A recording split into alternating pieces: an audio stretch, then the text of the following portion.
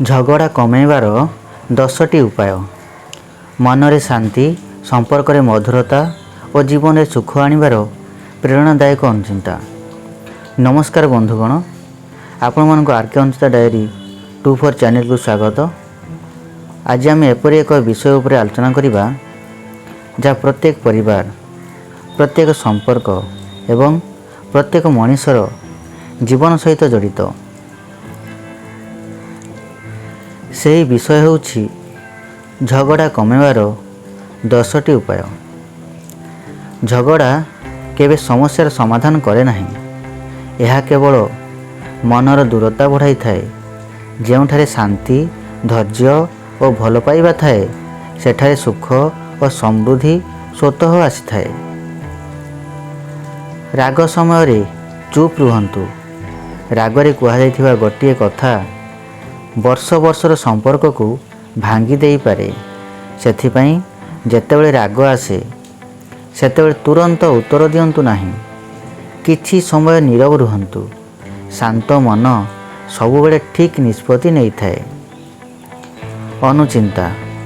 ରାଗରେ ଜିତିଲେ ମଣିଷ ହାରେ, କିନ୍ତୁ ଧୈର୍ଯ୍ୟରେ ହାରିଲେ ମଧ୍ୟ ସମ୍ପର୍କ ଜିତିଯାଏ। ପ୍ରଥମେ ଶୁଣନ୍ତୁ, ପରେ କୁହନ୍ତୁ। ଅଧିକାଂଶ ଝଗଡ଼ାର କାରଣ ହେଉଛି ଆମେ ଶୁଣିବା ପୂର୍ବରୁ କହିବା ଆରମ୍ଭ କରିଦେଉ।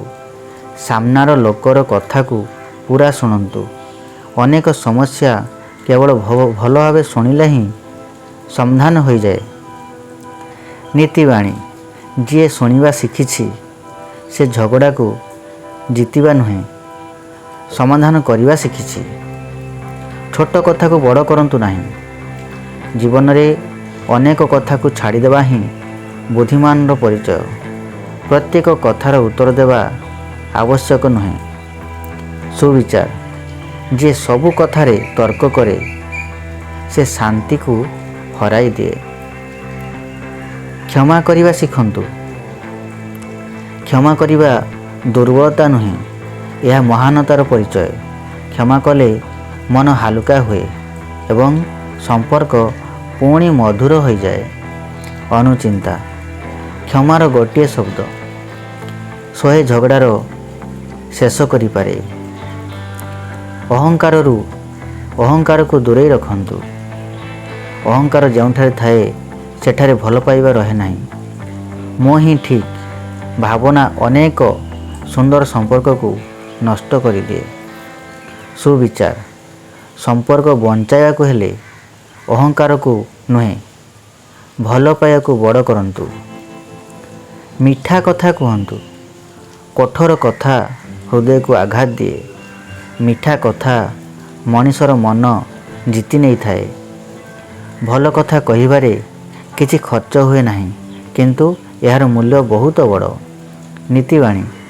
ମିଠା କଥା ହେଉଛି ସେହି ଚାବି ଯାହା ବନ୍ଦ ହୃଦୟର ଦ୍ୱାରକୁ ମଧ୍ୟ ଖୋଲିଦିଏ। ନିଜ ଭୁଲ ସ୍ୱୀକାର କରନ୍ତୁ।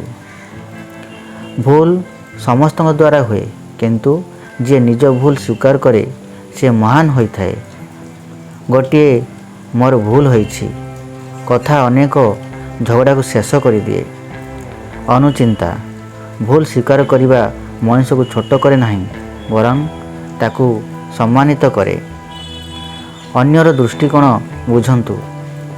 ପ୍ରତ୍ୟେକ ମଣିଷର ଚିନ୍ତାଧାରା ଅଲଗା, ତେଣୁ ନିଜ କଥା ସହିତ ଅନ୍ୟର ଭାବନାକୁ ମଧ୍ୟ ସମ୍ମାନ ଦିଅନ୍ତୁ।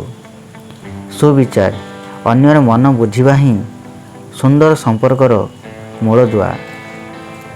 ପ୍ରତିଦିନ କୃତଜ୍ଞତା ପ୍ରକାଶ କରନ୍ତୁ। ଯେଉଁ ପରିବାରରେ ପରସ୍ପରକୁ ଧନ୍ୟବାଦ ଓ ପ୍ରଶଂସା କରାଯାଏ, ସେଠାରେ ଝଗଡ଼ା କମ୍ ହୁଏ। ଛୋଟ ଛୋଟ ଭଲ କାମ ପାଇଁ ମଧ୍ୟ ଧନ୍ୟବାଦ କୁହନ୍ତୁ। ନୀତିବାଣୀ। କୃତଜ୍ଞତାର ଭାବନା ସମ୍ପର୍କକୁ ଅଧିକ ଦୃଢ଼ କରେ। ଭଲ ପାଇବାକୁ ସବୁବେଳେ ପ୍ରାଧାନ୍ୟ ଦିଅନ୍ତୁ। ଜୀବନ ବହୁତ ଛୋଟ। ଝଗଡ଼ା, ରାଗ ଓ ଅହଙ୍କାରରେ ସମୟ ନଷ୍ଟ କରନ୍ତୁ ନାହିଁ। ଯେଉଁଠାରେ ଭଲ ପାଇବା ଥାଏ, ସେଠାରେ ସବୁ ସମସ୍ୟାର ସମାଧାନ ମିଳିଯାଏ। ଅନୁଚିନ୍ତା। ଜୀବନର ସବୁଠାରୁ ବଡ଼ ଜିତ୍ ହେଉଛି ହୃଦୟ ଜିତିବା, ତର୍କ ଜିତିବା ନୁହେଁ। ଉପସଂହାର। ବନ୍ଧୁଗଣ, ଝଗଡ଼ା କରିବା ସହଜ, କିନ୍ତୁ ସମ୍ପର୍କକୁ ସୁନ୍ଦର ଭାବରେ ନିଭାଇବା ହିଁ ପ୍ରକୃତ ବୁଦ୍ଧିମତା। ଆମର ଗୋଟିଏ ହସ, ଗୋଟିଏ ମିଠା କଥା ଓ ଗୋଟିଏ କ୍ଷମା ଅନେକ ଭାଙ୍ଗିଯାଇଥିବା ହୃଦୟକୁ ପୁଣି ଯୋଡ଼ିପାରେ। ମନେ ରଖନ୍ତୁ, ଝଗଡ଼ା କେବେ ଶାନ୍ତି ଆଣେ ନାହିଁ, କିନ୍ତୁ ଧୈର୍ଯ୍ୟ, କ୍ଷମା ଓ ଭଲ ପାଇବା ସବୁଠାରୁ କଠିନ ହୃଦୟକୁ ମଧ୍ୟ ପରିବର୍ତ୍ତନ କରିଦିଏ। ଆଜିର ଅନୁଚିନ୍ତା, ଜୀବନରେ ଏପରି ମଣିଷ ହୁଅନ୍ତୁ ଯିଏ ଝଗଡ଼ା ବଢ଼ାଏ ନାହିଁ, ବରଂ ଶାନ୍ତି ଓ ଭଲ ପାଇବାର ସେତୁ ତିଆରି କରେ। ସେହି ମଣିଷ ହିଁ ପ୍ରକୃତରେ ମହାନ। ଧନ୍ୟବାଦ।